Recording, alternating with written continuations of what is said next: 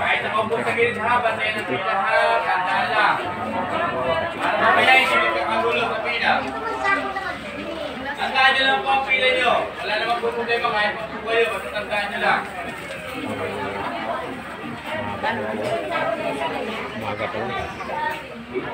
Sa mga buntis na hindi mabibigyan ng number ha, pwede bumalik bukas. Lalo sa mga nasa dulo. Pero kung nabigyan ng number, mas dapat kayo sa interview. Sir, bawal po ang video, sir. Pakibura po yan.